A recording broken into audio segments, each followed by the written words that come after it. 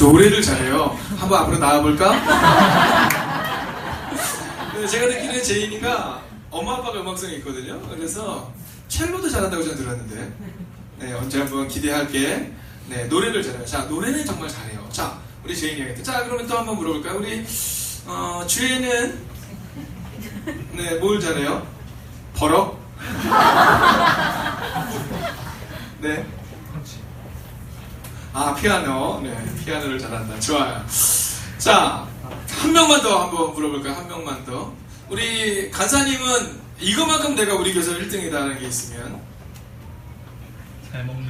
잘 먹는 거. 맞아요. 정말 잘 드시군요. 네, 상상을 초월하게 되시죠. 지난주에 오셨던 이제 오후 예배를 드리신 분들 보시기에 선교사님이 그러셨잖아요. 아우, 내가 뭐 우리 박 목사님 과거에 대해서 내가 얘기할까 하다가 제가 그 설교 들으면서 제가 예전에는요, 제가 얼마나 이렇게 날카로운 사람이었는지 저희 중고등부 300명이었어요. 그래서 제가 기침을 하면 다 조용히 했거든요. 근데 제가 목사가 되고 났더니 뭐 앞에 와가지고 뭐 과거를 까발리겠다는 또 네, 옛날 같으면 진짜 기침도 못했는데. 자, 각자가 잘하는 게 있는데요. 근데 지나봤던 그 선교사님 뭐가 있어요? 네, 사랑이 정말 저랑 비교도 없을 만큼 그 사랑이 넘쳐요. 그럼 각자가 잘하는 게 있는 겁니다.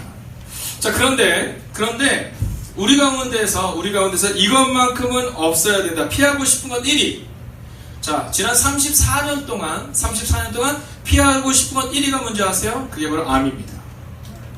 네, 한국인의 사망률 1위가 암이에요. 34년부터 지금까지 한 번도 1위 자리를 빼앗기지 않았습니다. 자, 그러면 가정에서 피해야 되는 건 1위는 뭘까요? 그건 다툼입니다. 자, 오늘 어린이날과 어버이주를 맞이하여 제가 여러분에게 아주 좋은 가정을 세우는 팁을 하나 알려드리려고 합니다. 그건 뭐냐면, 가정을 깨는 것은 뭐냐면 다툼이에요. 다툼. 여러분, 화입니다. 화. 네, 나는 쿨하니까 한 번 확 하고 말아, 이렇게 얘기하지 마십시오. 여러분, 그것은 사람에게 계속 남는 거예요. 그러면 가정을 깨는 것이 화라면, 다툼이라면, 그러면 뭐가 가정을 세우느냐? 그거 바로 사랑이라는 거예요. 사랑. 여러분, 옆에 있는 분에게 이렇게 한번 인사하십시오. 제가 주의 이름으로 당신을 사랑합니다. 제가 주의 이름으로 당신을 사랑합니다. 어떠세요? 옆에 계신 분이 정말 내 마음에 드는 분이 앉아 계세요? 네, 맞아요. 제가 오늘 보니까 신태균 권사님이 저희 교회에서 오셔서 예배를 드리실 때 가장 화난 모습이세요. 네. 물론 그렇다고 해서 이정수 권사 옆에 있는 것이 뭐 화난 모습이 아니라는 게 아니라 더 화나다는 걸 얘기한 겁니다. 네. 마침 다행이에요. 사모님이 안 계셔, 사모님이 계셨으면. 네. 자, 여러분, 우리 모두가 사랑으로 하나 될 때 가정을 세우고 교회를 세울 수 있다라는 것이죠. 건강을 해치는 것이 암이라면 가정을 어렵게 만드는 것, 그것은 바로 화 혹은 다툼 혹은 싸움이다라는 겁니다. 제가 좋아하는 연예인이 있는데 그건 누구냐면 이용자라는 연예인입니다. 이용자 씨 요즘 아주 핫하게 뜨고 있죠. 근데 이용자 씨의 TV에 나온 걸 제가 한번 본 적이 있는데요. 잊혀지지가 않더라고요. 저희는 이제 교회를 소개를 하면, 교회를 설명을 하면 이제 그렇게 얘기할 거 아니에요. 자, 예를 들어서 이런 겁니다.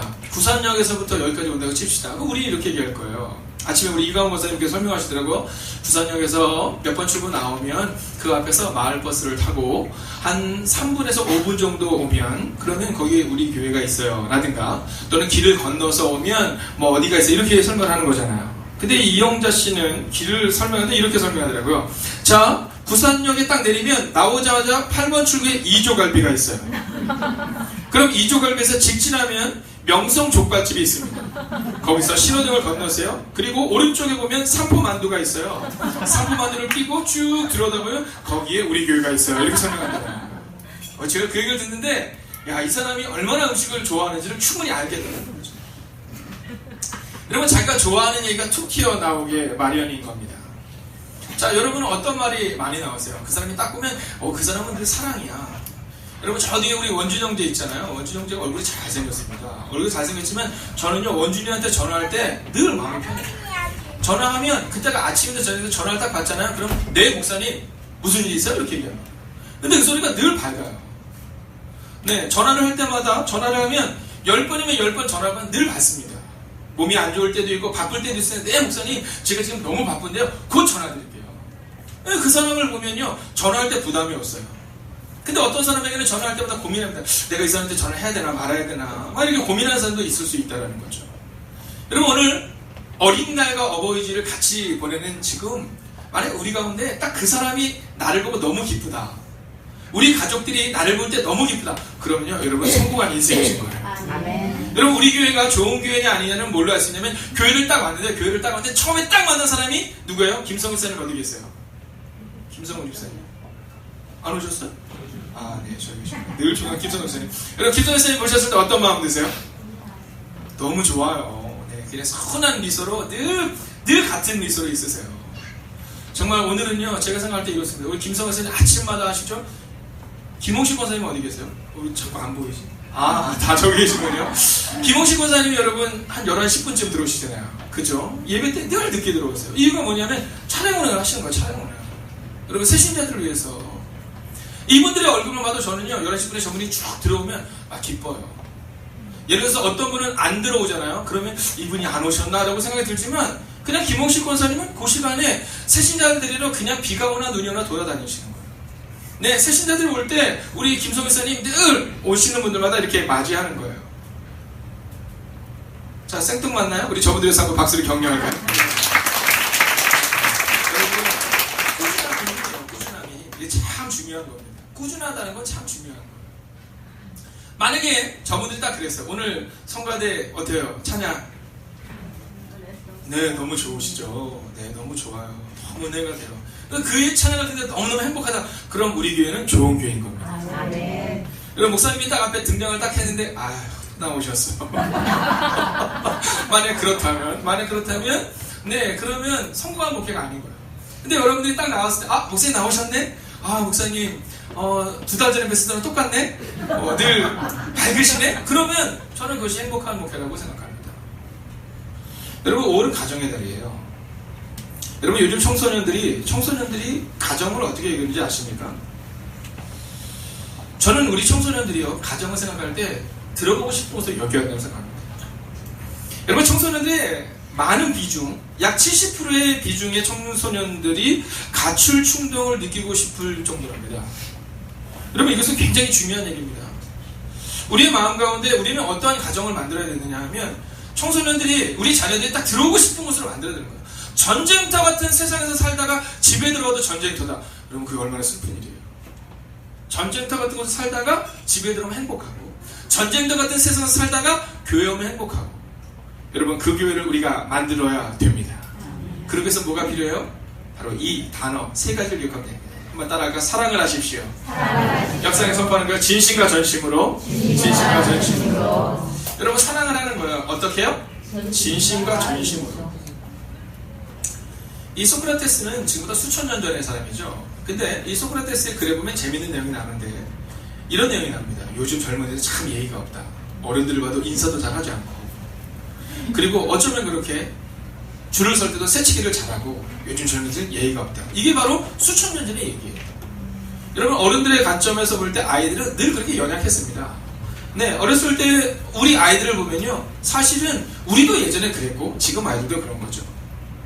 자, 그런데 그 글에 보면 아주 중요한 내용이 하나가 나옵니다. 그것은 뭐냐면, 그러함에도 불구하고 가정이 사회를 지탱한다. 여러분, 아이들이 안 될 것 같고 사회가 안 될 것 같지만 뭐가 세워지면요, 가정이 세워지면 그 가정이 사회를 지탱한다는 거예요.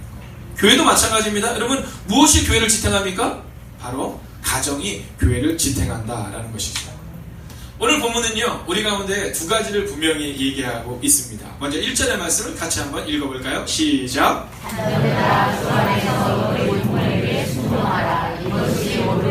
아멘. 자, 우리 젊은이들만 한번 따라하세요. 근데 이 OECD에서 발표한 이 젊은이들의 나이가 몇 살이냐, 젊은이들의 나이가, 청년이 몇 살이냐를 봤는데, 참 놀랍게도 55세에서 57세까지 이제 청년을 많이 된다, 이렇게 얘기하더라고요. 그러니까 그냥 하여간 60세 밑에는 그냥 자기가 청년이라고 생각하고 하시면 돼요.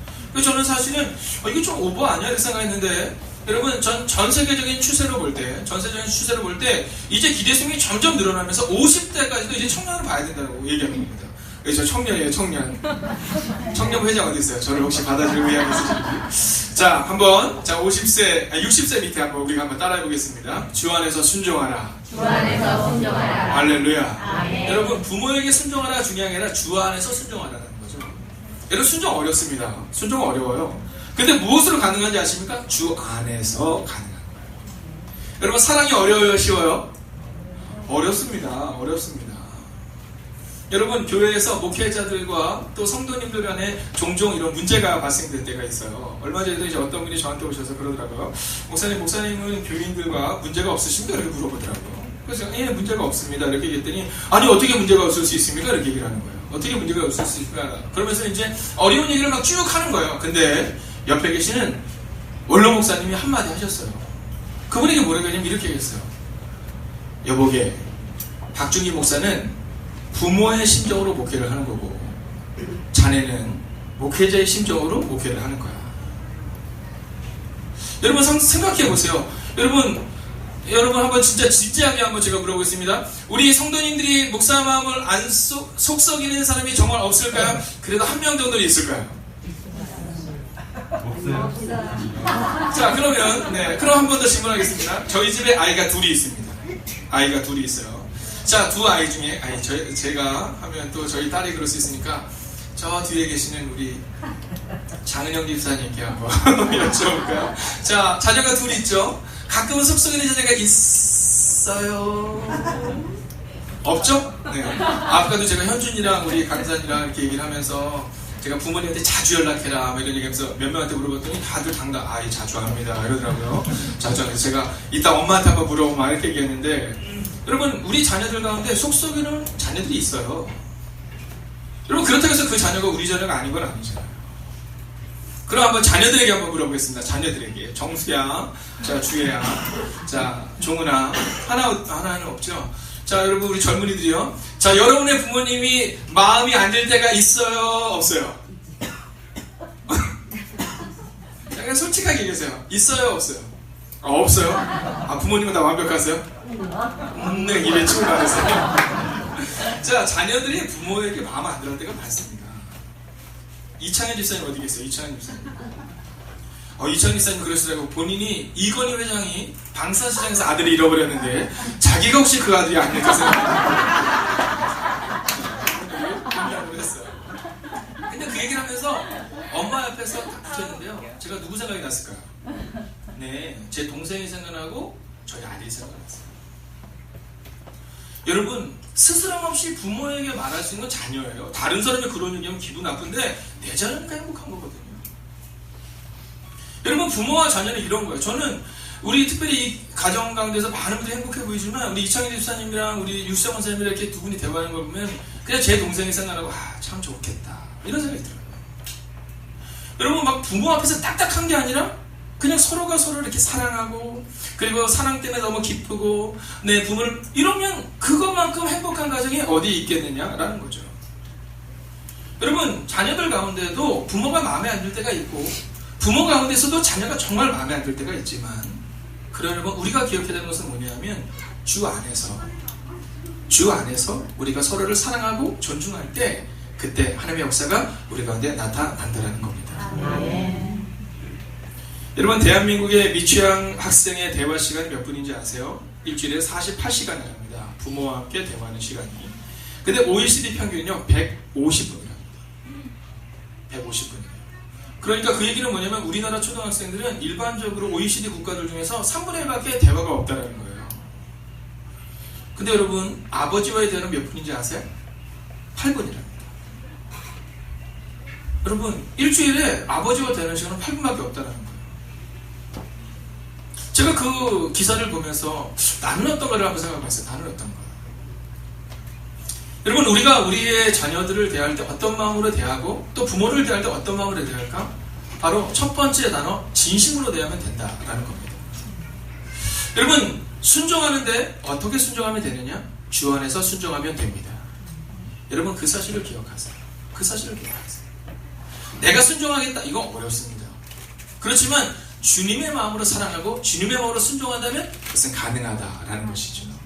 젊은이들이요, 또 사랑하는 부모님들이요, 제가 믿음으로 선포합니다. 진심으로 자녀들을 사랑하고 진심으로 부모를 대하시기를 주의 이름으로 축원하겠습니다. 자, 그 다음 저를 보면 이렇게 기록하고 있어요. 내 아버지와 어머니를 공경하라. 이것은 약속에는 첫 계명이니.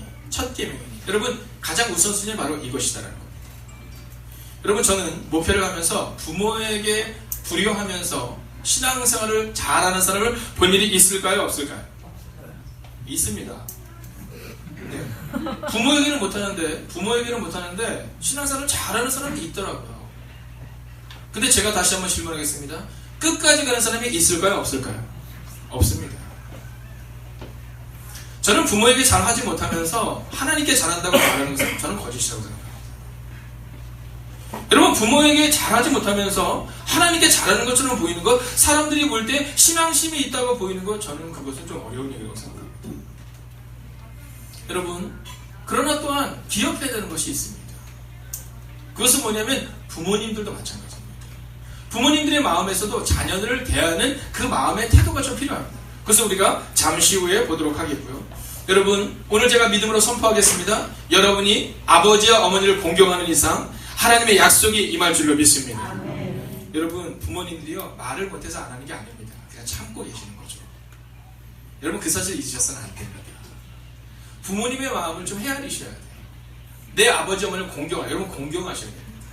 전심전력하셔야 되고요. 부모님 앞에서 큰 소리 내서는 안 됩니다. 여러분, 이것은 교회에서도 마찬가지입니다. 여러분, 장로님이 계시고 권사님이 계시고 집사님이 계십니다. 여러분, 저희가 교회에서 장로님은 좀 높고 권사님은 좀 높고 집사님은 높고 이 얘기를 하는 것이 아닙니다. 여러분, 우리 가운데는 서로를 향해서 존중하는 태도가 필요하다라는 것입니다. 목사를 대해서도 마찬가지입니다. 가끔 종종 여러분들이 저에 대해서 얘기할 때 우리 박주희 목사님은 참 인품이 좋으셔서 우리가 따를 만한 분이다 라고 얘기를 할 때 네, 제가 얼마나 찔리는지 여러분 잘 모르실 겁니다. 여러분, 저를 존중해 주는 것은 그냥 목회자의 길을 간다는 것 자체로 존중해 주는 것이지, 사실 저도 인품을 다 이렇게 다 하고 나면 여러분과 그렇게 다를 바는 없다는 것이죠. 여러분, 그러나 우리가 알아야 되는 것은 뭐냐면, 서로를 대할 때 목회자가 비록 인품이 조금 떨어진다 하더라도, 또 가족들 가운데 좀 마음이 안 들고, 또 교우들 가운데 좀 어려움이 있다 하더라도 우리는 어떻게 해야 되냐면 주 안에서 공경하고 주 안에서 사랑하는 것이 바로 우리 교회가 가야 하는 일이다라는 겁니다.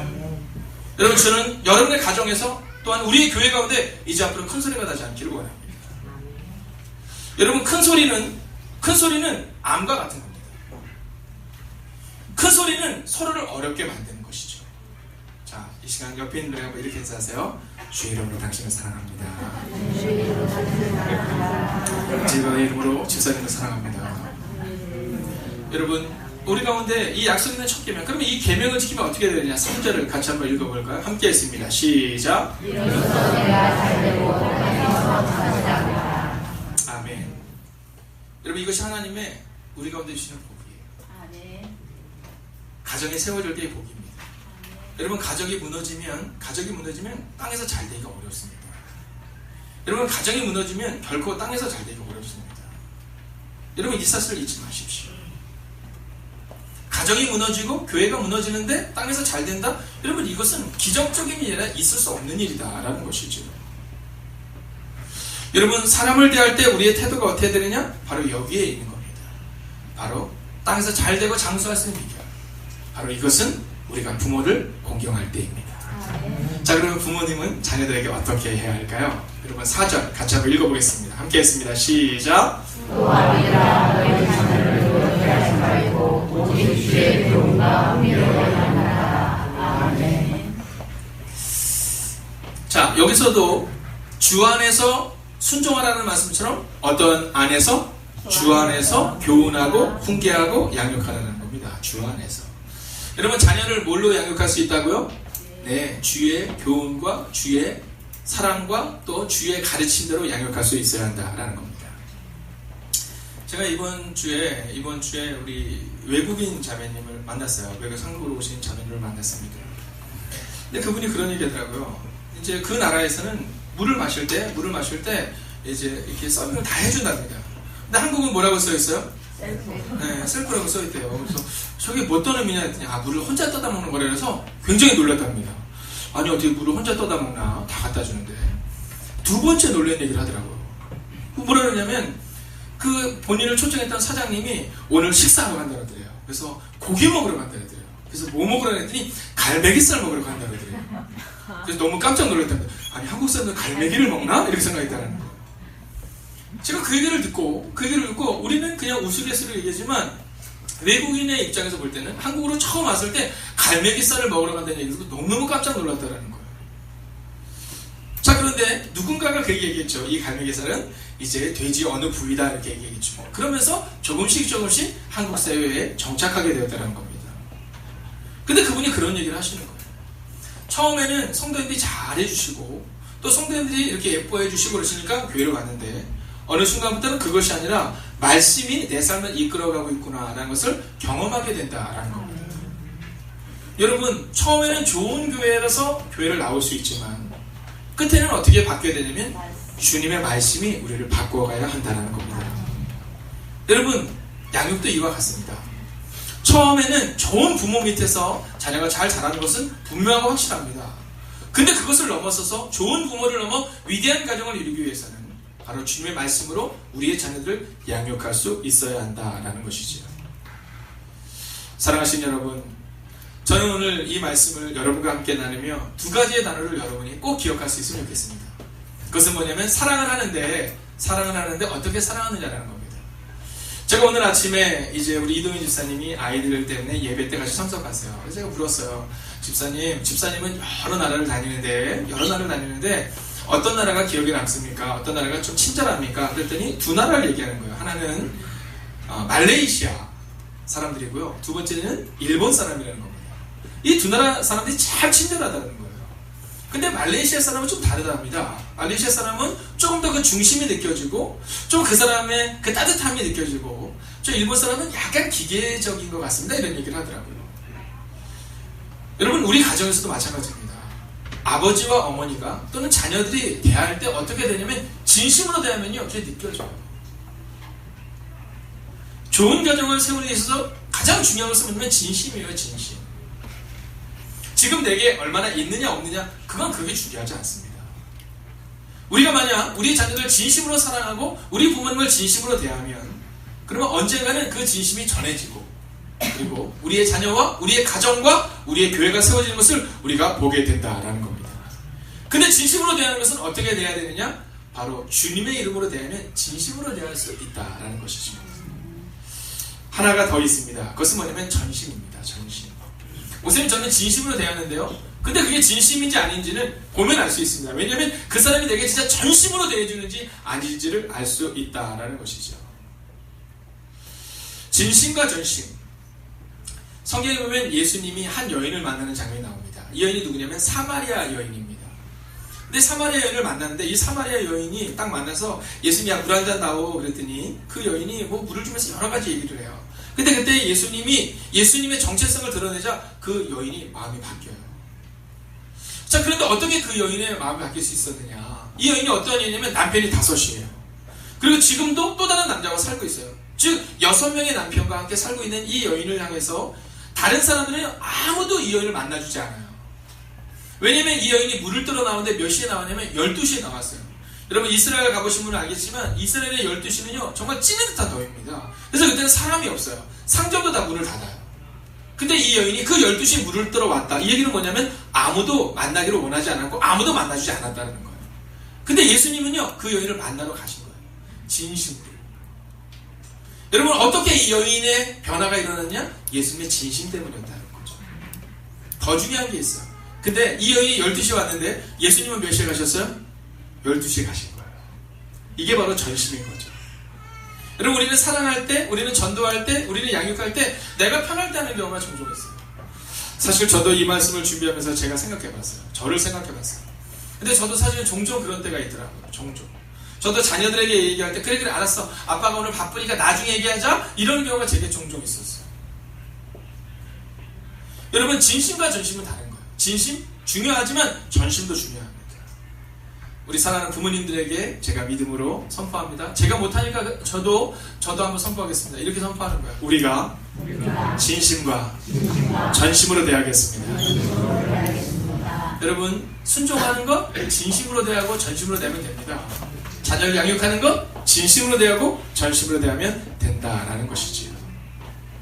사랑하신 여러분, 사랑을 하십시오. 어떻게 해요? 진심과 전심으로. 교회에서도 마찬가지입니다. 여러분, 어떻게 대하느냐? 진심으로 대하고 그리고 전심으로 이웃들을 대하고 교우들을 대할 때, 여러분, 우리 행복에 가득한 교회는 이름만 행복에 가득한 교회가 아니라 정말 행복에 가득한 교회로 세워질 줄로 믿습니다. 이 예화는 우리가 너무 잘 아는 예화지만 한 번쯤은 꼭 여러분과 다시 한번 나누고 싶은 예화예요. 예전에 어떤 남자가 여자를 너무나도 사랑했답니다. 너무나도 사랑했대요. 그래서 편지를 썼대잖아요. 몇 년 동안요? 3년 동안. 근데 결혼을 그 여인이 누구랑 했어요? 네, 우체부랑 했다잖아요. 이 얘기는 미소 짓게 하는 얘기지만 우리는 참 많은 것을 의미하는 거예요. 정말 사랑한다면 그냥 자존감 버려두고 한번 딱 찾아갔으면 되는데, 근데 그냥 편지만 쓰는 거죠. 근데 이 우체부는 매일 만나는 거예요. 누구 때문에? 편지 써준 남자 때문에 매일 만나는 거예요. 여러분, 진심과 전심은 이런 거죠. 여러분, 자존감을 좀 내려놓으세요. 오늘 우리 두 분 간사님이 찬양을 하는데요, 너무 은혜가 됩니다. 나는 아무것도 아닙니다. 여러분, 부모의 마음 가운데 나는 아무것도 아니다 그러면요, 가정이 세워져요. 자녀들의 마음 가운데 주님이 아니면 나 아무것도 아니다 그러면 세워져요. 여러분, 교회도 마찬가지입니다. 목사의 마음 가운데, 장로의 마음 가운데, 권사의 마음 가운데, 집사의 마음 가운데 나는 아무것도 아닙니다 그러면 되거든요. 근데 우리는 그렇진 않잖아요. 옆 사람에게 뭐 이렇게 하세요. 당신 아무것도 아니에요. 당신 아무것도 아니에요. 여러분, 이 얘기 들으면 어때요? 네, 기분이 상해요. 맞아요. 이게 맞는데 우리는 그렇게 되지 않아요. 내 얘기를 어떻게 목사님이 안 들어줄 수 있을까? 또 목사는 내 얘기를 어떻게 장로님이 안 들어줄 수 있을까? 그때부터 어려워지는 거예요. 나는 아무것도 아닙니다라고 고백하면 그때부터 되는데 말이에요. 사랑하신 여러분, 부모님의 마음을 헤아려주는 자녀들이 되기를 원합니다. 그러나 부모님의 마음에도 우리 자녀들의 마음을 헤아려주는 그 부모들이 되시기를 바랍니다. 그래서 나는 아무것도 아니지만 네가 있어서 고맙다. 여러분, 부모의 은혜도 알아야 되지만 자녀의 은혜도 알아야 합니다. 여러분, 생각해 보십시오. 지난 날을 생각해 보면 우리 자녀들이 있어서 얼마나 행복했는지 우리는 알 수 있습니다. 여러분, 부모의 은혜와 자녀의 은혜가 우리가 넘쳐나는 교회가 되기를 주의 이름으로 축원하겠습니다. 이 교회를 세워나가기를 원하신다면 여러분, 그 마음을 잊지 마십시오. 사랑을 하실 때 진심으로 사랑하시고, 사랑을 하실 때 전심으로 사랑해 주십시오. 그러면 그 하나님의 역사가 우리 가운데 나타날 줄로 믿습니다. 여러분, 우리 함께 이 찬양 함께 드려볼까요? 나는 아무것도 아닙니다. 모릅니다.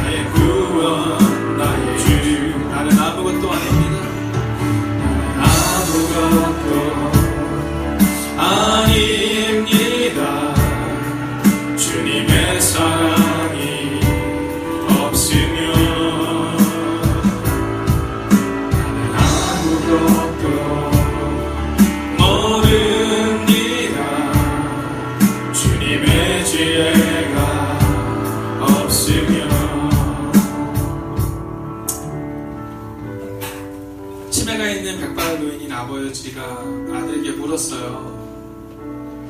까치 한 마리가 마당으로 날아들자 얘야 저 새가 뭐니? 이렇게 물어요. 근데 아들이 얘기해요. 까치요? 이렇게 얘기합니다. 아버지가 고개를 끄덕이더니 조금 있다가 다시 물어요. 얘야 저 새가 무슨 새니? 아들이 얘기합니다. 까치라니까요. 근데 이 치매에 걸린 이 아버지가 한참이 지나고 창밖을 바라보더니 또 똑같은 말을 해요. 얘야 저 새가 뭐니? 그때 이 아들이 짜증나는 소리로 까치라니까요 이렇게 말해요. 그때 옆에서 듣던 어머니가 한숨을 쉬고는 이렇게 말씀하세요. 아범아, 너는 어렸을 때 저게 무슨 새냐고 100번도 더 물었단다. 아빠 저 새가 무슨 새예요? 응?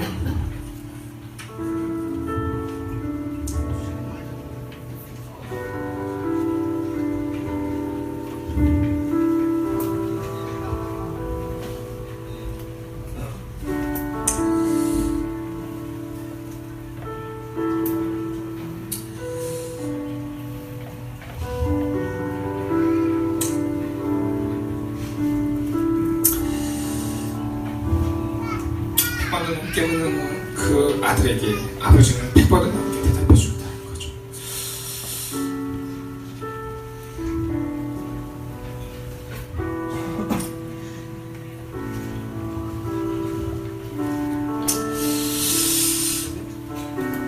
어느 순간부터 우리는 아버지보다 더 알고 더 많이 아니까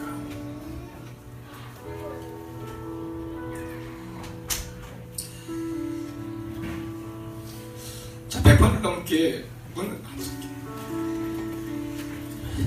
아버지, 머리를 쓰는데 저 새는 까치 산다라고 말해주셨다는 거죠. 여러분과 저는 똑같습니다. 저도 뭐 똑같아요. 아버지가 못하는 걸로 따지면 뭐 여러분과 저는 똑같습니다. 그러나 오늘 이 말씀을 기억하세요. 주 안에서 사랑하고 공경할 때 하나님이 세워줄 수 있는 것처럼 비록 잘하진 못하지만 진실과 전심으로 부모를 대하고 진실과 전심으로 자녀를 대하고 그리고 교우들을 세우는 우리가 되기를 원합니다. 여러분 이 시간 우리가 함께 기도할 때 하나님 나는 아무것도 아닙니다. 이 고백을 살아내게 하시고 부모가 우리를 키웠는데 잊어버리지 않게 하시고 또한 내가 부모니까 자녀에게 함부로 대하는 것이 아니라 하나님 나는 아무것도 아니지만 주님의 사랑으로 사랑하는 가정을 세우게 달라고 이 시간 우리 가족들을 위해 함께 합시고 기도하겠습니다. 사랑하신 아버지 하나님 오늘 우리가 주님 기대하고 우리가 주님 기대하며 나아가고 하나님 바라봅니다. 새로운 영생을 주시옵소서. 오직 그의 생명이 나의 생명이다. 모든 날들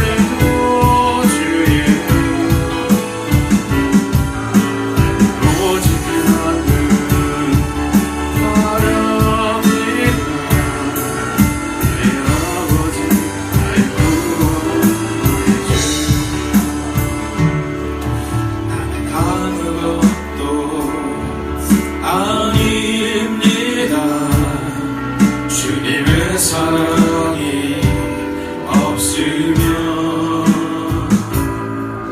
나는 아무것도 모릅니다. 주님의 지혜가 여러분 모두 함께 제 시를 쓰세요. 나는 아무것도 못합니다.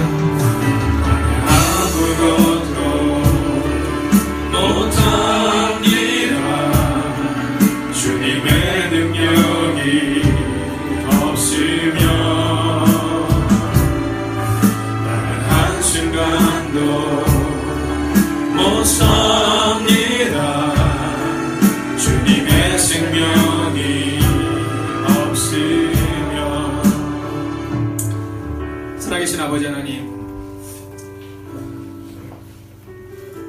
완전히 연약한 목사부터 시작하여 우리가 거저부터 생각하지만 사실은 우리의 부모님이 우리를 키워주셨습니다.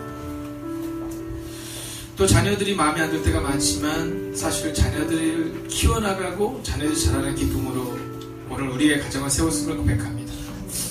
하나님, 우리 행복이 가득한 교회를 기억하여 주셔서 가정마다 문제가 있고 가정마다 말로는 해결할 수 없는 그 아픔들이 있지만 하나님, 서로가 서로를 진심과 전심으로 대하게 하여 주셔서 하나님, 우리의 가정에 세워진 것을 경험하게 하여 주시옵소서.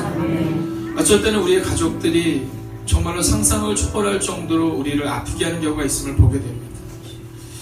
하나님, 목사인 저도 그것을 알기에 함부로 부모에게 무조건 잘하십시오 말할 수 없지만 하나님, 그 사랑이 그들의 마음을 움직이게 하여 주셔서 자녀는 부모에게 순종하게 하시고 부모는 자녀의 은혜를 기억하는 부모님들이 되게 하여 주셔서 자녀가 있다는 것만으로 기뻐할 수 있는 은혜가 우리 부모님들에게도 흘러넘치게 하여 주시옵소서. 하나님, 또한 우리 교회를 기억하여 주시옵소서. 하나님, 우리 마음 가운데 자꾸만 나를 내세우는 목사를 보게 되고 우리의 모습을 보게 됩니다. 하나님, 오늘 우리가 불렀던 이 찬양처럼 나는 아무것도 아니지만 주님이 우리의 길을 이끄실 것이고 나는 아무것도 아니지만 주님이 우리의 교회를 세운다는 믿음으로 오늘을 살아내는 하나님의 사람들이 되게 하여 주셔서 하나님, 그렇게 세워지는 하나님의 교회와 그렇게 세워지는 하나님의 가정이 되게 하여 주시옵소서. 이제는 성부와 성자와 성령의 그 거룩한 동행이 오늘도 말씀을 따라 살아내고 그리고 진실과 전심으로 가족들을 대하고 그리고 익명의 그리스도를 대할 하나님의 거룩한 백성들 가운데 함께 하시기를 간절히 축원하옵나이다.